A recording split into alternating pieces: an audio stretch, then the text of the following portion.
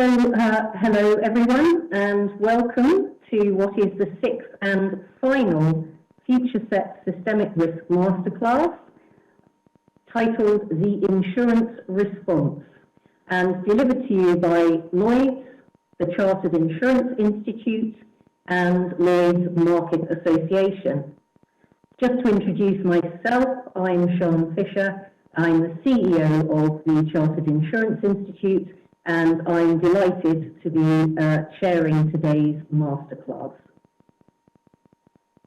So as you can see, we've got quite a bit going on today, but most importantly, I'm joined by an impressive panel to help us to discuss how the perceptions of systemic risks have changed since the COVID-19 pandemic, and how the insurance profession can help our very important customers build their resilience. So on the panel today with me are Ian Goldin, Professor of Globalization and Development at Oxford University, Typhaine Beaupérin, who is CEO of FERMA, and Bruce Carnegie-Brown, the Chairman of Lloyd, and last but in no sense least, Greg Case, who is CEO of Aon. As Connie said, you'll have the chance to ask the panelists questions using the Q&A feature. And we're also, in line with our other masterclasses, we'll be running a couple of audience polls.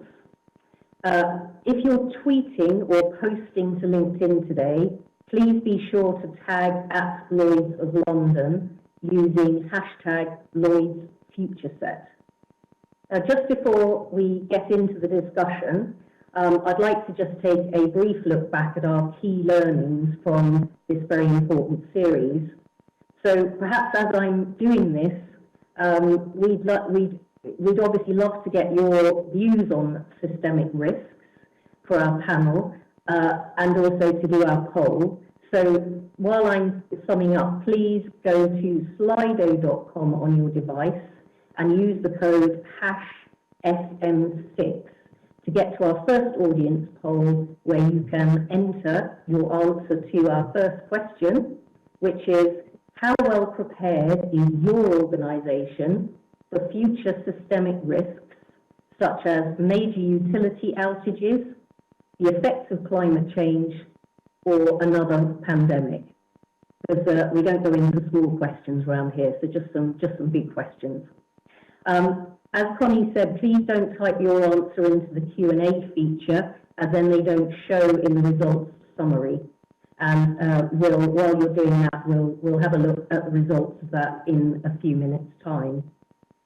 So just to repeat, please go to slido.com on your device and enter the code #SM6 to get to the poll.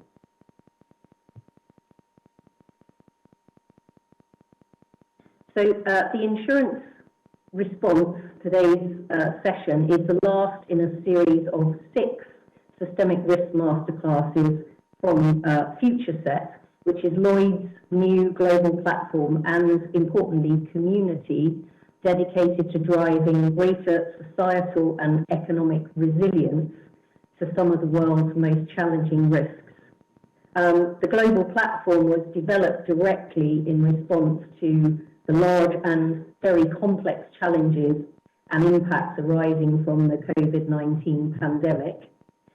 FutureSet has been formed at a time where probably the world is facing more unknowns than knowns, and certainly more unknowns than ever before. And building our skills and knowledge through sessions like today with the panelists that we've got today is vital. So throughout the series, we've not just been focused on pandemics, but also the broader landscape of systemic risks which could threaten society, such as, we're all very aware of accelerating climate change, but we had an absolutely fascinating session on something that I wasn't personally particularly familiar with, extreme space weather, and also, of course, the huge effect of a potential mass cyber attack.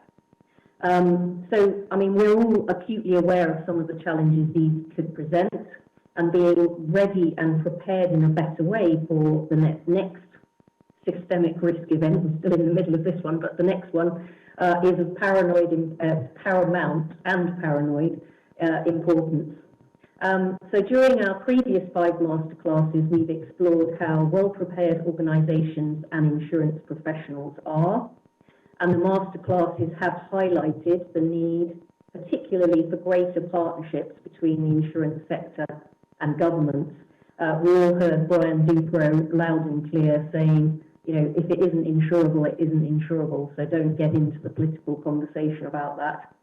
And shown that we're ideally placed to use our expertise to help establish new structures that could provide protection. And at the same time, insurance practitioners themselves need to be, you know, innovative to help their customers to come up with, in conjunction with their customers, to come up with sustainable commercial solutions for all aspects of systemic risks that are possible, and invest and focus on simplifying products and policy language. We had a good session on that, to ensure that customers actually understand what they are and most importantly aren't covered for in the first place. If you've missed any of the previous masterclasses, you can access a recording of all of the sessions, and that's at lloyds.com, I've forgotten what it's called, // future set. And we at the CII are committed to creating new learning and training that will enable the profession to have the skills, the knowledge and behaviours that this series of sessions has identified as vital for our sector's response to systemic risk. Today, we will conclude this series of master classes by focusing on our sector's most important stakeholder, the customer. But before we get stuck into our own discussion, we're delighted to open our session, and we're honoured to have a pre-recorded video from Andrew Bailey, the Governor of the Bank of England, and he is discussing his thoughts, putting forward some of his thoughts on lessons on risk in the context of insurance.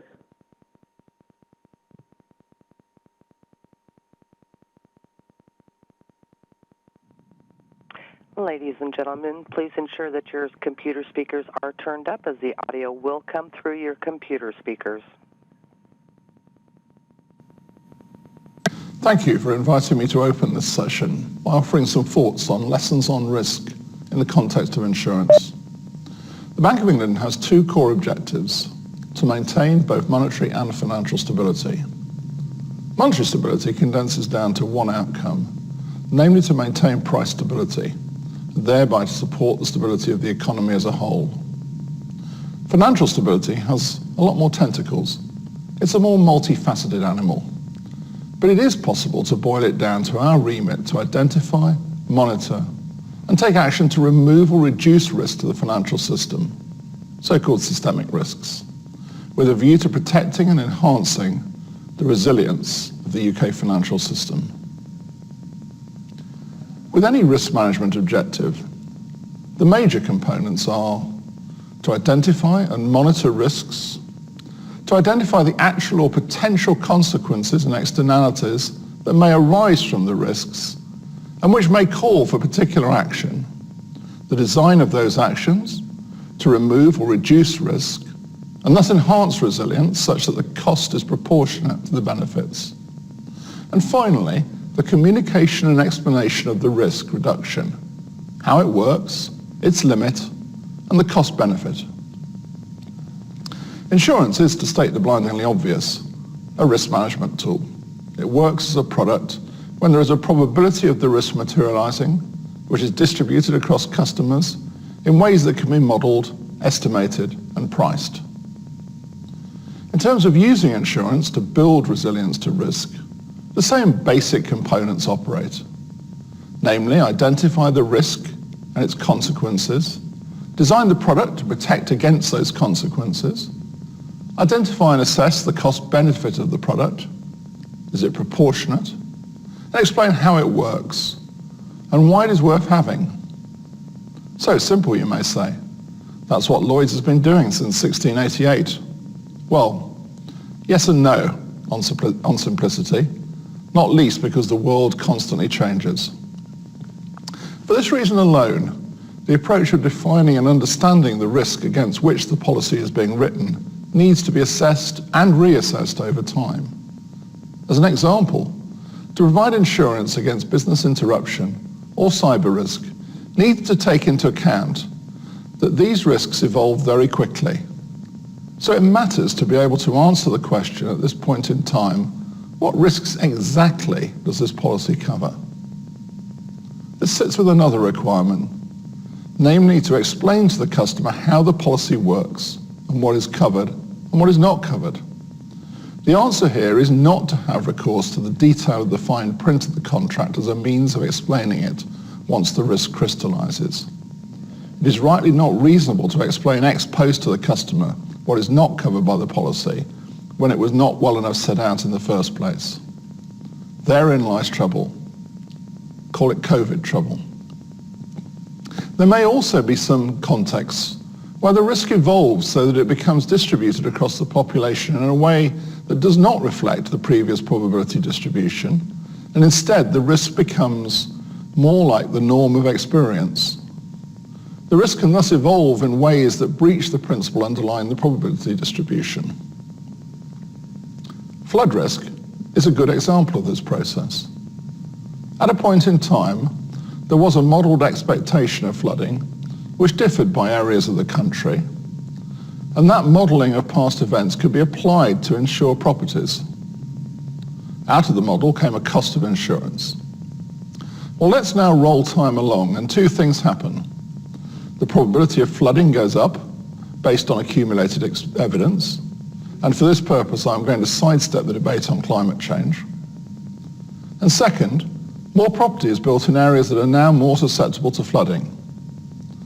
There comes a point then at which the risk of flooding makes it difficult to construct a reasonable cost of insurance based on the modelled probability. The approach then becomes more a matter of public policy, and particularly if there is a form of externality created by the changing patterns of weather and property construction. The externality, by the way, can be a positive one, accruing to those who live without heightened fear of flooding. This story is exactly what happened in the creation of Flood Re. So to finish, why does all of this matter to a prudential regulator like the Bank of England? And what issues does it give rise to for us? First of all, risk definition sits at the heart of prudential regulation. The modelling behind capital adequacy depends on translating quantified risks into capital buffer requirements. This is true for both banks and insurers. That's one thing the two industries have in common. But I would observe that a difference between the two has emerged over the last decade, which needs examining more, starting with first principles. For banks, an important legacy of the global financial crisis has been to remind us how much uncertainty there is around risk assessment. Over-precision, like overconfidence, comes before the fall, and so we have introduced capital buffers and developed much more extensively the use of stress tests. There is a lot of science and modelling applied, but also a recognition of the limits of our knowledge and the need to allow for uncertainty.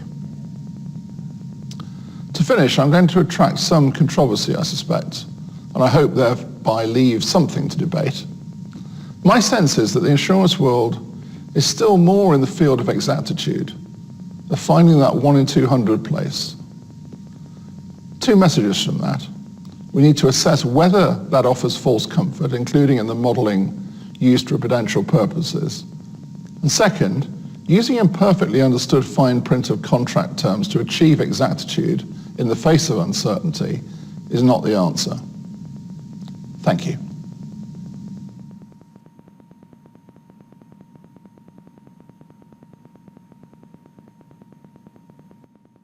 So thank you very much for, it's always slightly weird when somebody's presenting remotely like that, but thank you very much to Andrew Bailey, and very grateful for the context for our conversation, and also for the challenging last remark around seeking exactitude and therein lies some trouble, which I'm sure we will debate later in the conversation. So perhaps we could now turn quickly to look at the first audience poll, and let's see the answers that you've given to our question of how well prepared you feel your organisations are for this. Have we got the results to come up?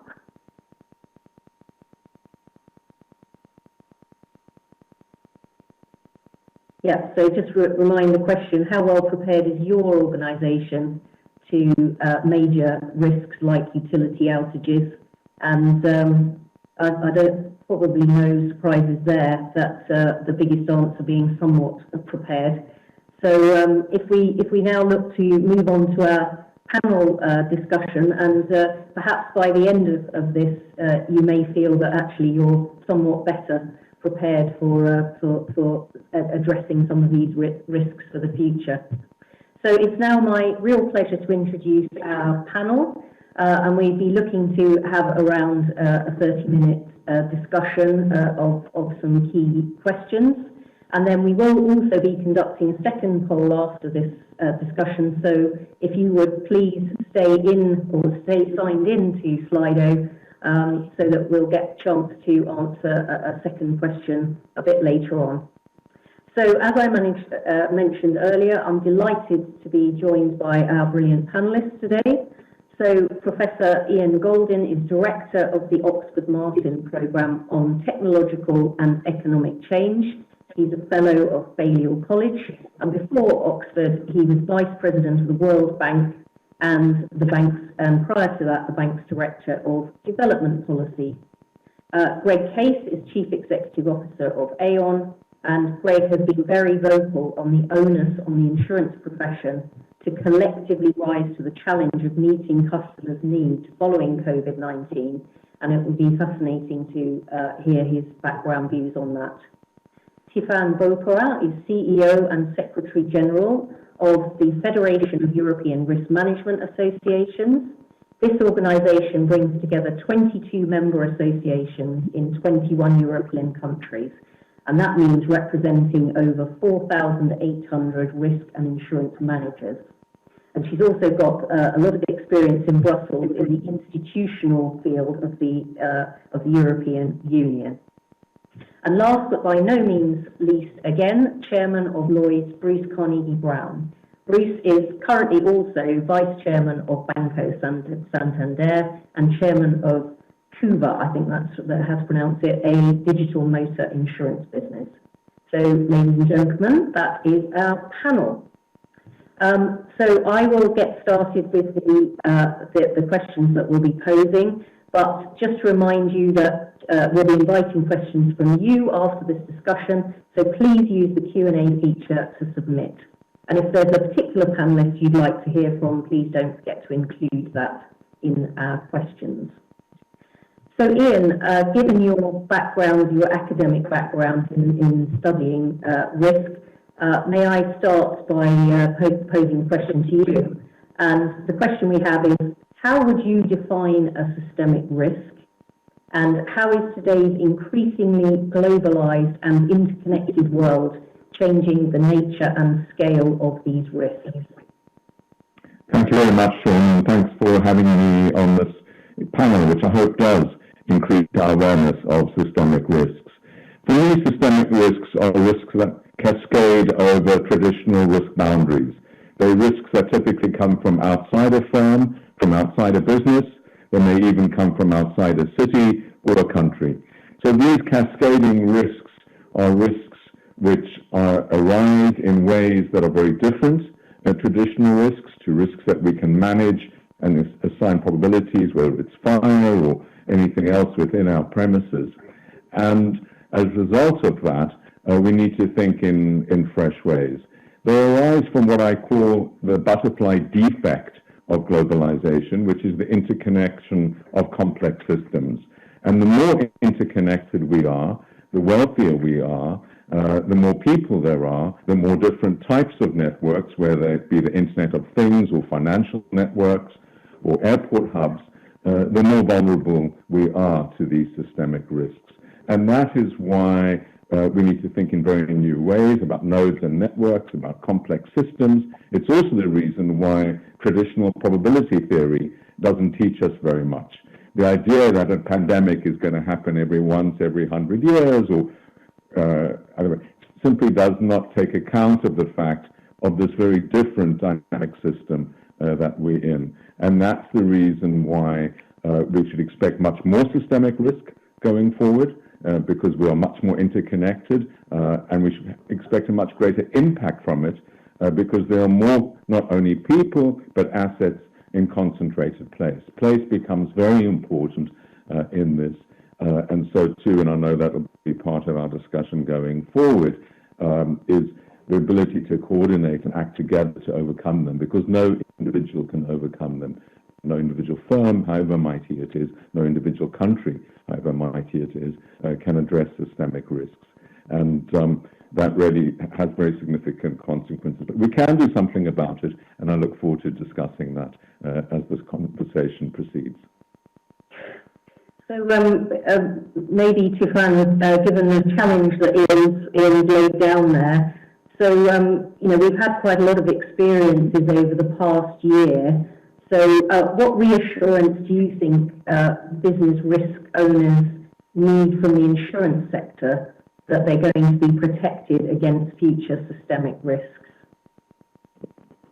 Thank you, Sian, for your question and for inviting me to be part of this panel discussion. So what reassurance do we need? Well, I'd say that what we need is a commitment from the insurance industry to be a partner in managing systemic risk in the future. So what I mean by being a partner is that we see the role that the insurance industry can play going much beyond to providing financial support. So on the one hand, our research has shown that definitely there is an unmet demand when it comes to NDBI cover. So there is an interest in the product that the insurance industry can provide in terms of risk transfer for systemic risk. But on the other hand, we also see that insurers and brokers, with their technical expertise and intelligence, can help conducting our risk assessment, and perhaps even with benchmarking of our risk exposure for systemic risks. So closer collaboration to better understand, better prepare is needed in this area too. And finally, being a partner is about pushing together with us for a risk-based pan-European solution.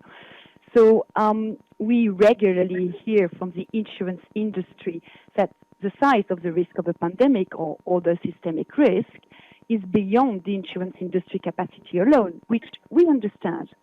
However, we do regret that some discussions that started in various markets and at EU level on a possible public-private partnership for future pandemics and other systemic risk have lost momentum. A recent example, and I'm sure you have seen it, is where the Swiss government has dropped plans to develop a PPP pandemic insurance scheme. And at EU level, FERMA, is based in Brussels, and we have ongoing discussion with the European Commission. And based on the recent discussions, we see really that there is a lot of momentum in Brussels at EU level too. So this is particularly regrettable because it means that there is the possibility that some markets will come up with some solutions, notably the countries where there is already some pools, for instance, leaving other countries behind. And in Europe, undermines the functioning of the internal market because all European economy is highly integrated. So, of course, governments have a lot of priorities to tackle today with, managing the crisis. But we also know that there is a need to be prepared for another major global event.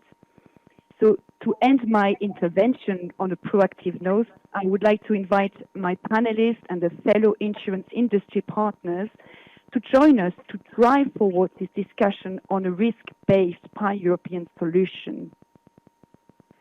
Thank you very much. So there's a challenge to our other panel members, and we've got the link there between Ian saying everything is so much more interconnected, so the risks are that much greater, and but also you stressing Typhaine the political challenges of kind of getting governments together to think about things. So, Bruce, it does look like the insurance sector has still got a very, very important role in this, as Typhaine said, as a partner. So, how do you see the role of the insurance profession in helping to protect customers against systemic risk? Well, we know that the industry has a vital role to play in protecting society from risk and in making society more resilient to risk, and it does that through providing confidence and security in the form of both risk mitigation and risk transfer, as well as, of course, moving large amounts of capital to the victims of a disaster, and in so doing, accelerating the recovery from that disaster. The challenge when we get to systemic risks is really the size and scale that we're presented with, and both the first two speakers have commented on this issue. The first thing the industry has a responsibility to do, I think, is identify those risks and to raise awareness of those risks with customers. And Lloyd does that actually quite successfully. We commissioned a report on the SARS epidemic as far back as 2008. It's been on our website since then, and if you read it today, it's actually incredibly prescient of the likely economic impacts of a pandemic on society. But clearly it didn't cut through in terms of people being better prepared for this pandemic when it arrives. The second thing we do is publish what we call the City Risk Index. And our most recent index, published in 2019, looked at 279 cities around the world and the economic impacts of a whole variety of different kinds of risks, some man-made, some natural catastrophes, interestingly, including a pandemic. And it tried to put into economic terms the likely impacts of those risks. So we try to commission research that helps us be more aware of the impact of these kinds of disasters. And also, as been touched on, we, I think, have a responsibility to begin to partner with governments on things where the risks are just too large for the industry to manage. So in terms of scale, the total market capitalization of the general insurance industry, the non-life insurance industry globally, is about $2 trillion. But by comparison, the IMF has already published a report saying that governments around the world, just in 2020, and remember we're still continuing in terms of this challenge into 2021, but just in 2020, governments around the world spent in excess of $14 trillion trying to support their economies through the pandemic. And so you can see that the scale of this is well beyond the ability of the insurance industry alone to bear. And so we need to partner with government in these spaces. And again, examples have already been suggested around what we do in terrorism, Poolry in the UK, TRIA in the US, and indeed in terms of flood insurance programs where the industry tries to partner with governments to address these systemic risks. And frankly, I think these are important risks for governments to partner with the private sector on because, frankly, in the absence of a private sector response to these challenges, the government ends up paying, as we've seen in the pandemic. And to Typhaine's comment, I think it has been somewhat disappointing that governments haven't engaged more rapidly on trying to build resilience to the next pandemic. It's perhaps not surprising because we've all got our heads buried in the immediate risks that we face through this pandemic, and so resources and capability to look at these things are scarce. But one of the learnings we typically have from these kinds of events around the world is that we don't spend enough time course correcting in order to make ourselves better prepared for subsequent risks. And indeed, who says the next risk is going to be a further pandemic? We've touched on in previous masterclasses things like cyber risk. Climate change is clearly something that's already been commented on today. And so we need to think much more broadly, I think, about these systemic risks and how, as a society, we're going to respond to them. And the insurance industry has an important role to play in all of that. Thank you, Bruce. So turning to Greg now with incredible knowledge of what customers are actually going through. We've sort of got, I suppose we've got two sides to this. We've got, Andrew Bailey very much saying, we need to focus on what insurance can do and how it can be simple and how it can be accurate. And then on the other hand, we've obviously got as both Ian and Bruce have sort of emphasised the sheer interconnectedness and scale of the issue. So how do you think the insurance profession could better engage with its customers around the benefits that insurance can still bring in these challenging circumstances? First of all, Sian, thank you again for the opportunity to be part of this great panel today. Truly appreciate it, especially as well on this topic and systemic risk and how one thinks about it. I think the prior panelists have teed it up exceptionally well, and it begs and screams out, in fact, addressing systemic risk on behalf of clients requires a new era in innovation.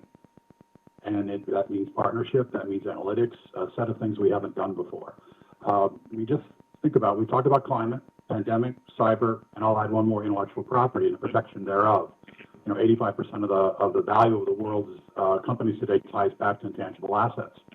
If I wanted to be a little harsh through the eyes of a client, what specifically are we bringing to bear on behalf of these systemic risks from a solution standpoint that will reduce volatility, improve operating performance, change their balance sheet? What solutions do we have? The answer is we don't. We don't have any solutions. We have not provided adequate solutions on behalf of clients. So the urgency you hear in my voice is the urgency we hear from clients every day.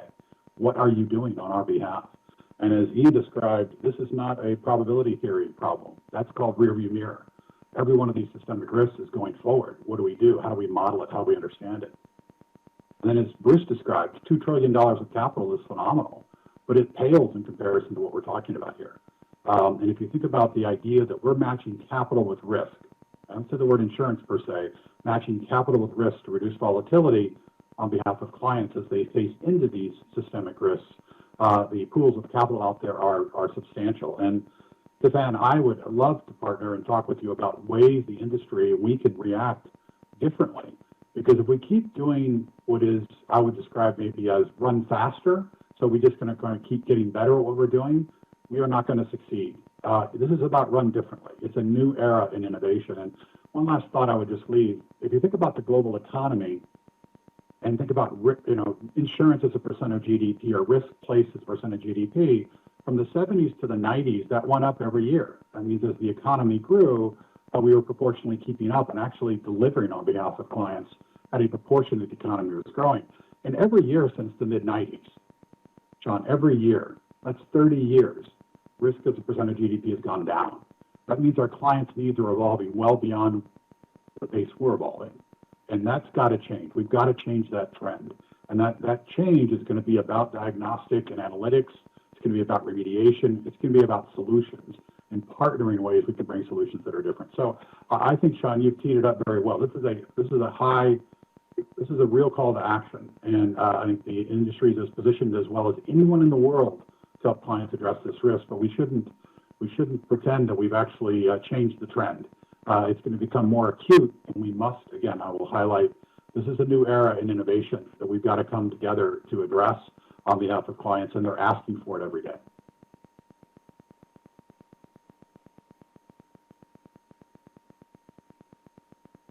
Sorry, my microphone muted then. Perhaps we could just stay with you for a minute, Greg. We talk a lot about the voice of the customer, but how do we in designing and delivering products and services? How do we really listen to that voice, or how do we get that voice into the centre of the conversation? Listen, Sian, there are lots of perspectives, and I'm sure the other panelists will have with you as well. But it is first and foremost understanding, literally, as we think about the solutions we're providing as an industry, what specifically are we trying to do on behalf of clients? Is it just risk mitigation? Is it just a response? From our standpoint, as we've listened to clients want to understand how a solution helps them do one of three things: improve operating performance, strengthen a balance sheet, or reduce their volatility. If we're not doing one of those three things, as they think about growth, as they think about protecting assets, intangible or physical, we are not performing on their behalf. And in fact, they continue to grow their business and think about the next thing, and they don't include us. and we in fact don't have solutions. I mean, we have risk leaders right now asking us the question, listen, I got through pandemic. It's been difficult. It's been so challenging. But I will tell you, my management team wants to know, my board wants to know, in the next pandemic, what are we going to have to say that's different than the last pandemic? And intangible assets, as I understand, it's now 85, 90% of our value. How do we protect them? When we grow them, how do we protect them? And so this is really understanding, Sean, the idea of what specifically are we doing to improve operating performance, cost of risk, all that goes into that, strengthening balance sheets in terms of helping clients grow and build their businesses, and then do what they do now with less volatility. If you can help a client do what they do now with less volatility, that's true value added and value creation. So from our standpoint, as we listen to clients, and we listen and try to understand, these three aspects have got to truly be understood if we're going to change that 30-year trend of, candidly, declining relevance. And if we want to do that, you know, we are poised to do that. But when have we ever had, in any time in economic history, every company in the world wake up to systemic long-tail risks at the same time? That just happened in the last 12 months. That's never happened in global economic history. Every company in the world. So there's a greater awareness now than ever before, all the way not just with risk leaders, but in the C-suite and the boards of directors. So we have an opportunity now to do something to break that trend.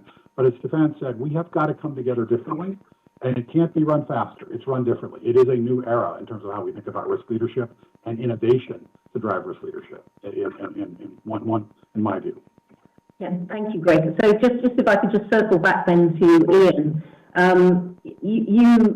you said that, you know, about the world changing. So how do you actually see the world changing following COVID-19 and you know, some of the implications of that you might want to highlight for the global insurance profession? Well, I think Greg has really said it all, and actually very encouraging, because I think what he said, which I absolutely believe, is that we cannot go back to business as normal. It's that which got us to where we are in terms of the pandemic and our inability to respond to it in many ways. So we need to think in innovative ways. The main thing I think this pandemic is doing is accelerating change. There are not many things that we're seeing that wouldn't have happened anyway, but they would have emerged over a 10 or 20-year horizon, and now we're seeing them over the space of 1 or 2 years. A couple of things have changed, direction perhaps. Business travel being one of the very few of them, and the acceleration of hybrid work. But it has been this great accelerator. When we try and deal with it, I think we also need to appreciate many of the things we thought were assets are now liabilities. Having a lot of people concentrated in one place. Global companies need to take advantage of their dispersed nature, having not only people but also assets, information systems, backup capabilities, etc., in different places. I think it's also this yawning gap between the hyper-connected global system and politics. That's a major issue that's going to have to be addressed. We cannot stop a pandemic, and pandemics certainly can be stopped. I believe very optimistically that we should be able to eliminate pandemics like we know them at the moment without global coordination. And pandemics are the ultimate test because they can come from the poorest place in the poorest country, or they can come from the wealthiest city. Unlike climate change and many other systemic threats, even financial and to some extent digital, that there's a smaller set of actors. If we deal with 20% of the actors, we would have solved 90% of the problem on climate because of concentration of emissions. The same is true in finance. There are very few people that can cause a global financial crisis, but everyone can cause a pandemic. And that means that our interventions need to be targeted in stopping systemic risks to the cause of them. And in many, we can make enormous progress by working together. But this coordination between firms and governments together is important. There will be no stopping of pandemics or financial crises or cyber attacks or digital and intellectual threats to intellectual property without coordination between the US and China and the European Union.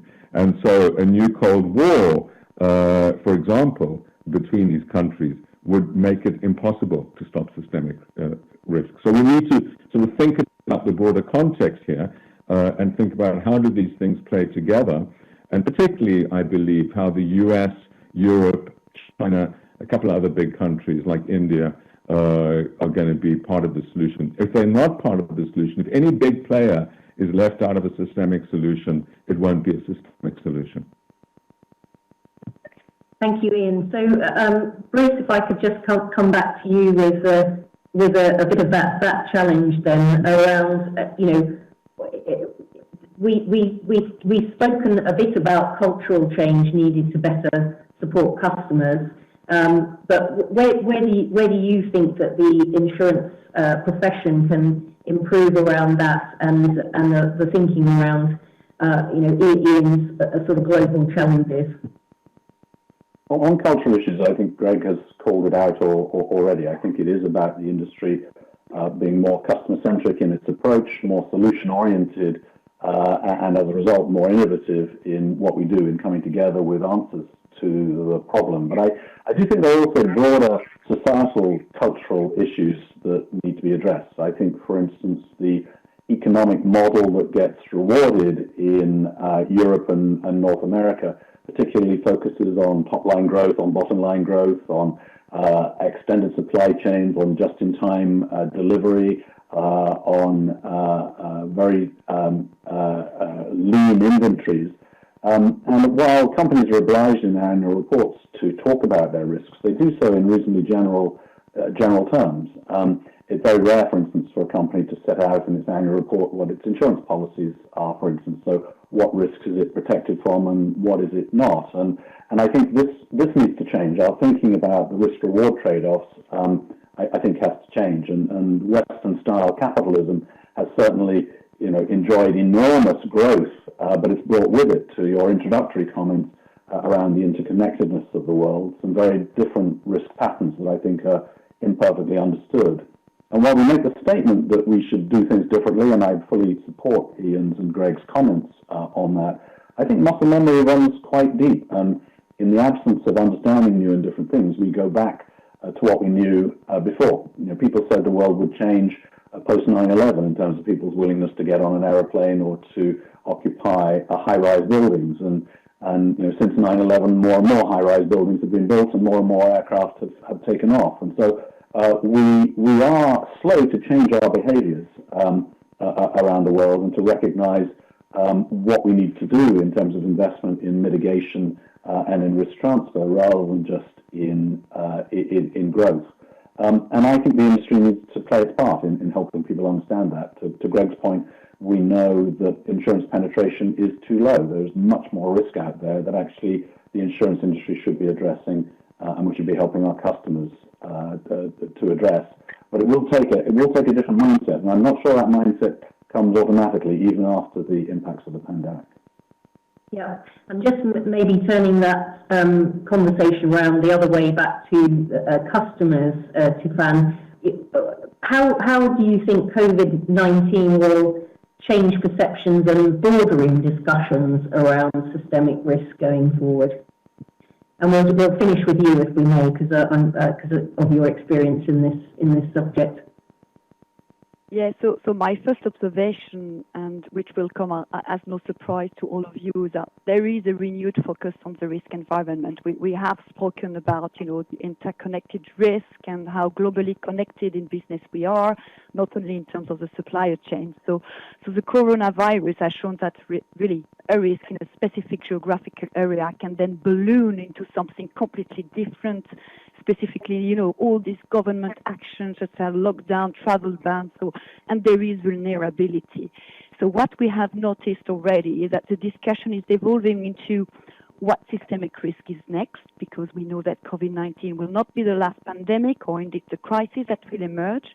So meaning that the discussions that were before on how to manage risk are now about how can we, as an organization, be more resilient facing a number of interconnected risks.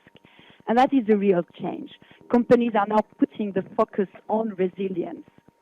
And what we see also, and we know from our members, is that the risk managers are looked to increasingly for their foresight. So they've been in touch with the C-suites over the crisis, perhaps more than ever before. And we know also from our collaboration with ECODA, which is the European Voice for the Board of Directors Institute, that the board are looking to invest more in risk management going forward. So we anticipate that risk managers are going to be involved much more or at an earlier stage in the strategic planning within the organization. But it also means for us that we need to step up and we need to support the management in areas that they are maybe not our traditional playground. So, for instance, we've heard from several risk managers that they have been interacting more than ever before with their human resources colleagues during the pandemic. So this is a small, but I think revealing example that illustrate how our role is evolving. Thank you so much for that. That's a very good way for us to segue then out of this panel discussion and segue hopefully into some good questions from our audience. So thank you very much to all of you for your thoughtful input, which I can see already has prompted some quite good responses. But just before we do that, we need to do our second audience poll, if we may, with the magic person in the background who puts this up on the screen. And so if we could go to Slido again, please. You can see, again, if you've logged out, you can see how to get back in. And the second question that we're looking at is, what are the two, hang on, I'll share that again with you in a minute. What are the two key skills and capabilities that we need to improve as an industry to protect society against systemic risk? And you're allowed to select two. So there's some, yep, that's actually holding quite constant. Bit of a change. Here we go, innovation. Bruce, innovation nearly got a big surge there, but it's going backwards again. But I think to Greg's and Typhaine's point, collaboration and risk partnering is holding its own here.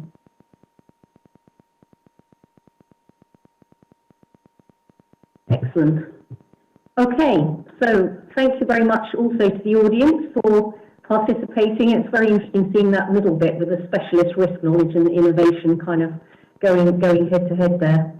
So we'll move on, if we may, to our audience discussion. And as we said, you can put your questions in the Q&A section. Obviously, we may not get through everything today, but obviously we'll get through as many as we can. So let's have a look what we've got in here.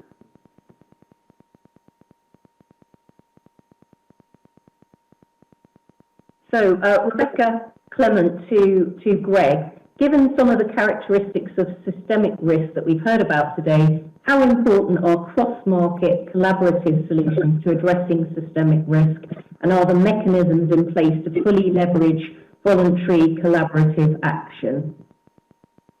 So you said the first piece of it, Jean, was trust markets. Is that what how important? Yes.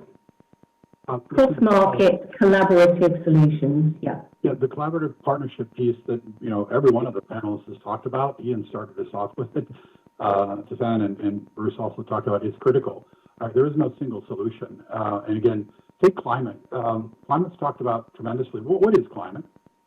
What are we talking about here? And through the eyes of a client, climate becomes very specifically the following. It isn't about the energy source and how we think about, literally, if I've made a commitment to zero carbon, I need to make changes in my business in order to do that. How do I do that in a way that doesn't create maximum or more volatility in my business, Sean? So it is a conversation around what is a solution that helps me address climate, as I will be required to do, and do it in such a way that I can protect my business and reduce volatility in the business.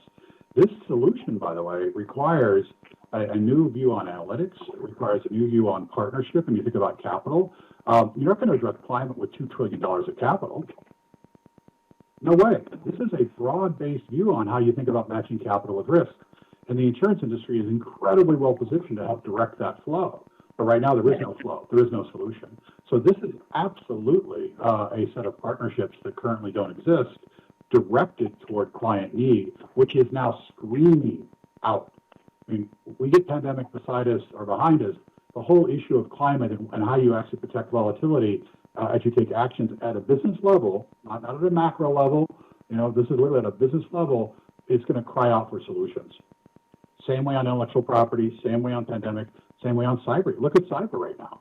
As an industry, we've got $6, $7, $8 billion, Bruce, of premium out there, call it, of cyber, and we've got a client group that's actually got 400 billion more. It'll be closer to $1 trillion of cyber risk and potential connected cyber loss. So Sean, this is very much a connected story and a partnership story, but it requires innovation as a catalyst. And Bruce is right. It's not inertia. Inertia will kill us. It has to be active leadership will that are going to change the path with new solutions.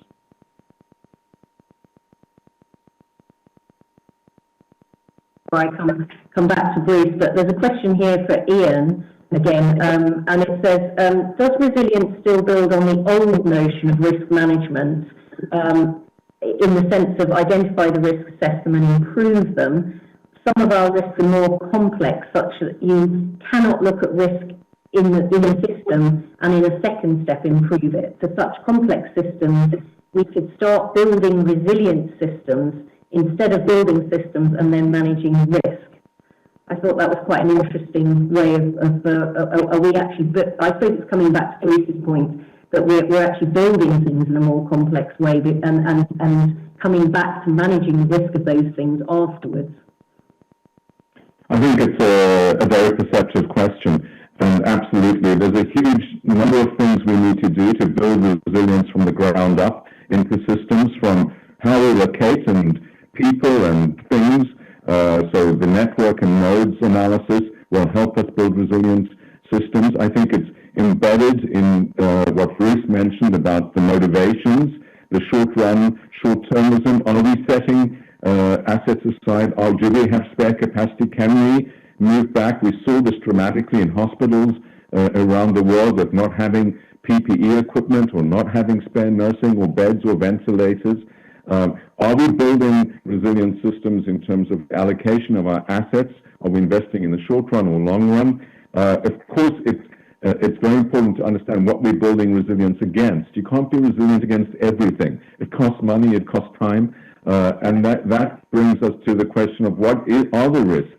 And here I think risk managers need to have a very hard look in the mirror. If you look at the risk surveys from January 2020, none of the leading risk analysts from around the world put pandemics in the top 5, and very few put them in the top 10 risks facing the world. The same was true before the financial crisis.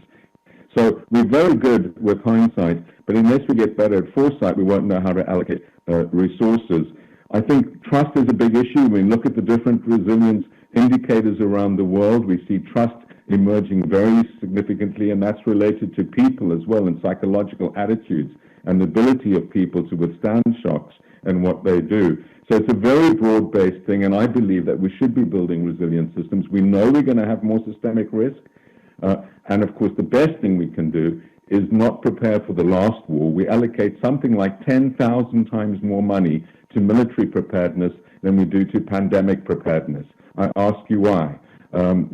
So we need to, from the government level down to our individual levels, be thinking forward, not backward. Stopping pandemics, stopping systemic risks is the best way to be resilient, and that requires a resilience framework for governments as it does for firms and individuals. Think about that, Typhaine, building resilient systems instead of building systems and then trying to manage the risk of them afterwards. I'm sure you've encountered this yourself. Sorry, I think you may be on mute. Yes, thank you.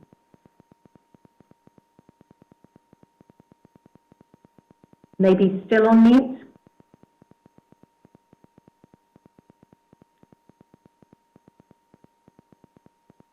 Are we able to unmute Typhaine? Oh, I don't know what's happened. All right, so while we get back to that, perhaps Bruce, I'm sort of taking the end Ian's challenge about, we look backwards rather than forwards, I suppose. There's a question about rather than waiting for other people to achieve things, should we actually be making a proactive proposal to government, like CAT-RE or whatever, and leading the conversation rather than being dragged along by the conversation? Well, in fact, we have tried to do that. So at Lloyd's last summer, we published what we called a white paper across a variety of potential solutions. Some of them were within the industry's control. So this, for instance, was trying to restart a business interruption insurance policy that would work for a pandemic, for instance. And some of them were much more complicated and involved partnership with government, including one that we call Black Swan, really, which was precisely intended to try to address not just pandemic risks, but other potential systemic risks. And we've had conversations at Lloyd's with over 20 governments and agencies around the world. One of the frustrations we've had is that governments haven't had the capacity to be able to respond to that at this point. And one of the other things we have to recognize is that when you try to make something all-encompassing in terms of solution, you make it very complex because the risks inherent in climate change are different from pandemic. And it may be that a kind of black swan solution as opposed to a targeted solution is less helpful because it becomes harder to reach agreement around who shares what piece of the risk and how that risk is paid for.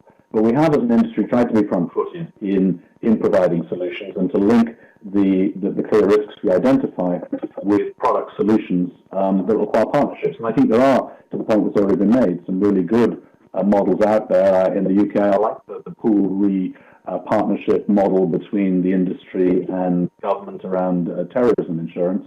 And it's worked over time to provide quite a big bulwark of private sector capital against huge potential terrorist risks where the government bears the balance of those risks. And looking at a similar model for pandemic, I think, could be quite productive for government because at the moment they're writing all of the checks here beyond what the industry has insured. And they need to build more resilience into their own funding models to protect citizens against the next risk. But just picking up on Ian's point, I think there is a fundamental here about making the right choices because you can't protect against all risks, and it is important that for consumers, risk protection is affordable. And I think if you just look at your own personal behaviors, you can learn some lessons here. How many of us buy risk protection for the loss of our mobile phone when most of us can afford to replace it, but don't buy enough protection against a loss of life or a loss of health, for instance. So allocating our dollars in a smarter way is also an important part of this, I think. Thank you. And there's a sort of supplementary question for Greg here. It says, do we actually have a well-developed measure of systemic risk or resilience? Maybe that's a bit between you and Ian. I know you've debated this in the past. But... Yeah, but I always defer to Ian because he's always got a better view and more precise and more perspective. We do not have a great view on sort of the metric and measure. I think Ian described it very, very well in an overall definition. And by the way, the trend line I tried to highlight, the 30-year degradation of relevance, is a macro view of sort of, it's almost unavoidable in terms of how you think about it. Having said that, I do want to just address this point on what steps can you take? And these are tiny steps, but when you think about backing up and understanding, can you make a difference in something that's massive? We did something last year, which was the placement of a catastrophe bond to protect against earthquake risk, which we do all the time. Of course, the industry does it. We did it for 4 governments: Mexico, Chile, Peru, and Colombia. Never been done before. And by the way, protecting the earthquake risk, that means 4 governments had to get together and actually decide they wanted to spend money. And by the way, this is $1.4 billion cap bond through the World Bank, and the investor side was the pension funds. And it was essentially a non-correlated risk pool that they could invest. We care about that. We care about that because there was actually an earthquake in Chile shortly thereafter. And within a week, $80 million US dollars come into the Chilean economy. By the way, rebuilding hospitals and roads that before, after climate change and resilience, would have been not rebuilt for years, maybe decades, maybe never, and it would have been rebuilt in a way that didn't have oversight, that was really private oversight. So this doesn't solve the entire issue, but it addresses pieces of it and creates pattern recognition and discipline as that money is then put to work to respond to catastrophes. So this is back to, can you address whatever definition we come up with? The need is there. Let's find solutions that will address it. It can be incredibly powerful. And this, by the way, means governments, if they make this kind of investment, as opposed to just funding economies at the time, they change the way they respond to climate change and these kinds of macro risks that are out there, and they do it through the lens of private insight, private content. So there's real solutions here if we would work together and support them. Thank you for that. And I'm just going to finish again with you, Typhaine, if I may. So this is a bit, it's kind of the same as what Greg was just talking about, but it's a bit more precise, the question. So it says corporate business interruption insurance was developed in 1899 by Ludovic McClellan, and with few updates since then, and we still sell it as the solution. So does the insurance industry need to update its core product? Can you hear me now? Yes, we can. Thank you. I'm back. Good. Well, very, very interesting question. I would say, first of all, that what the risk managers are looking for is definitely to have a better cover and more cover, because we believe that there is a real gap between the insurance offering and the increased exposure, and I think we have mentioned it. When we surveyed the risk managers at the end of last year, we saw that 5% of the respondents said that the insurance provided the organization with coverage for the business interruption losses resulting from the pandemic. So only 5%.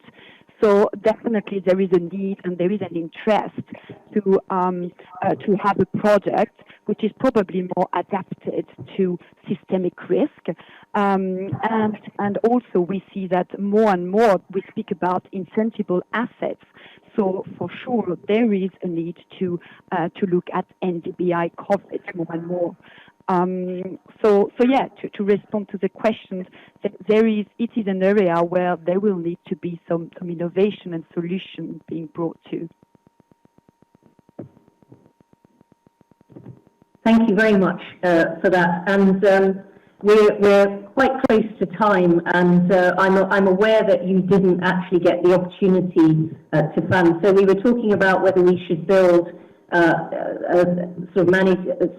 we should build resilient systems instead of building systems and then try and manage the risk after. And given your risk management profile, I just thought I would like to come back and just give you the last word, as it were, on whether we're actually approaching risk in the right way at all at the moment.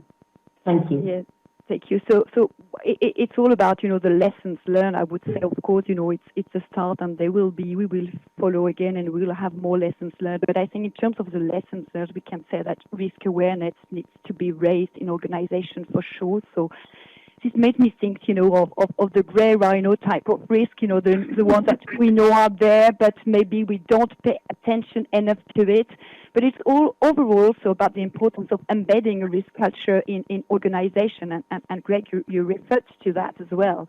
And there is an increasing focus that should be placed on resilience, but companies are doing it because they've seen that they need to react quickly and be agile to make a change if needed. And this includes also having more discussion on your options on risk transfer and your insurance strategy. And we know that a lot of risk managers are doing this right now. It's not only due to the pandemic, but I would say it's also maybe more down to the art insurance market. But perhaps to be a bit provocative here, again, this is a good opportunity for insurers to reconsider their value proposition and to brokers. But we have discussed it. Another very important point, which I think is linked to resilience, is the governance. What is important to resilience is that there is a close cooperation with other functions and departments. If you have a good and efficient governance system in place, it makes it easier to react and rebalance. So in a similar way that we discuss the importance of partnering, the risk manager, the clients with insurance industry within the company, it's important to also have partnership, collaboration to make the organization more resilient. Thank you so much, and that's a great call to action, as we would say, to finish on. So I would just like to say thank you so much for engaging with what is actually a very complicated topic, and hopefully some of this will find its way back also to Andrew Bailey with his very sort of challenging first comments, but very gratefully received comments that he made, well made at the beginning. I'd just like to also say thank you so much to the audience, and thank you very much for your questions. There's nothing that can be done with one of these sessions without some really good questions to challenge the panel with, and I think we've certainly done that this afternoon. So hopefully, I think there's going to be a learning outcome slide that I just need to say a few words to, having thanked our panel. Am I right? Thank you. Thank you. So hopefully from this session, you've now got a greater understanding of the role insurance should play in helping customers build their resilience, particularly against future systemic risks, and how, importantly, you as an individual professional can help to achieve this. And in particular, how can we better involve customers and their genuine concerns in product design, decision-making, and the importance of strengthening customer education and involvement in the process that's come through very clearly as much from the risk management conversation as from the insurance product conversation. So with thanks again to our panelists for making the time and also making very thoughtful comments. Ian, I'm sure we will be reading more of your challenges to our sector. And Greg and Bruce, I'm sure you'll be talking further about how the customer and the capital and the risk management from Typhaine can all come together to put us in a much better position for the future. So I will end there, and thank you very much for joining us. And you can see up on the screen if you want further to see any of the previous sessions or to reprise this one. You can see the details on the screen. Thank you very much.